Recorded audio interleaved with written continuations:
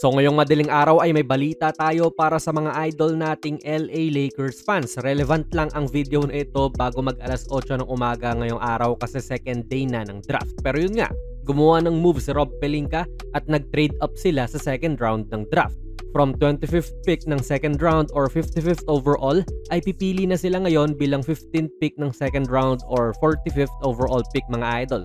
10 picks po ang nalaktawan nila. Katransaksyon nila dyan ang Chicago Bulls kung saan nagpalitan sila ng picks pero may dinagdag na cash considerations ang Lakers syempre. Yan lang naman ang balita pero medyo big deal to talaga kasi mukhang senyales na to na may napupusuan na ang Lakers at kung nasa 55th pick pa sila ay baka wala na to at nakuha na. Sino kaya yon? Malalaman natin yan mamaya.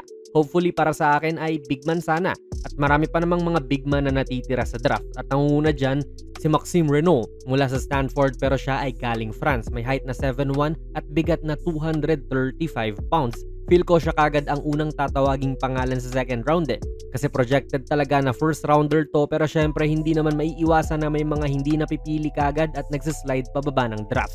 Nag-average to ng double-double ng senior season niya, 20 and 10 yan. Ganda ng galaw sa ilalim, may athleticism naman din at tumitira sa labas. Basically, goods na modern big man. Hindi nga lang ganun kalakas sa depensa pero feel ko baka hindi na umabot ng 45th pick to.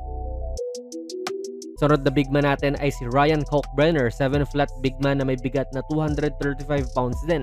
Nakagawa na tayo ng video patungkol sa player na ito at ayun nga 4-time defensive player of the year to sa kanyang komperensya noong college pero may pagkamabagal naman din. Though dahil nga sa heft niya, feel ko kung available siya sa 45th pick, siya ang kukunin ng Lakers. Hindi nga lang niya na-fit perfectly ang mold ng big man na bagay kay Luka na mabilis tapos athletic pero sa laki naman din nito ni Kalkbrenner makakasalo yan ng mga loves panigurado. Not a bad pick na rin kung magiging available siya sa 45th pick at siya ang kukunin ng LA. Pero feel ko rin kasi hindi ito maaabutan.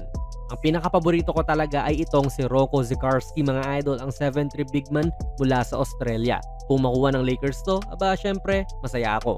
Kasi galing lang to ng injury si Zikarsky kaya hindi nakapagpakitang gilas talaga sa mga scouts.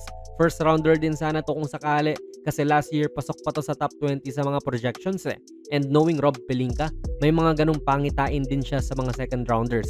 Tulad kay Max Christie na sinabi niya rin dati na parang first rounder din sana yun si Christie if nagstay pa siya ng isa pang taon sa college. Pero since nasa draft na siya, sinunggaban niya na rin to at ngayon po ay mahusay na player na si Christie sa ibang team. Ang concern ko lang po kay Zikarsky ay baka masyado siyang bata talaga para pumasok sa timeline ni LeBron or Luka. Maybe kailangan pa niya ng more time para maging competitive talaga sa NBA level pero di naman natin masasabi. Kung nagagamit naman at nagper-perform ng maayos, wala naman sa edad yan. Ang iba pang mga bigs na maaari nating antabayanan para sa Lakers sa draft na ito mamaya ay sina Clifford Omoruyi na nag-workout na rin sa Lakers, Vladislav Goldin at si Dylan Cardwell na nag-workout na nga rin daw po sa Lakers. Kung hindi man sentro ang kukunin nila, sana makuha nila si RJ Lewis Jr. mula sa St. John's. Grabe yung athlete na yan mga idol. Nag-workout na rin yan sa Lakers. Hindi na rin masama if kukunin siya ng LA. Malalaman naman natin yan mamaya. Excited na rin ako mga idol. Kaya para sa inyo, sino kaya ang swak dito sa LA Lakers para sa 45th pick ng draft mga idol? Ilagay nyo lang po ang inyong mga komento sa ating comment section. Kung nagustuhan nyo po ang ating video ay pakipindot na lang idol ng like button. Mag-subscribe ka na rin sa ating channel. And ako nga pala si Jonas PB and as always, hanggang sa muli.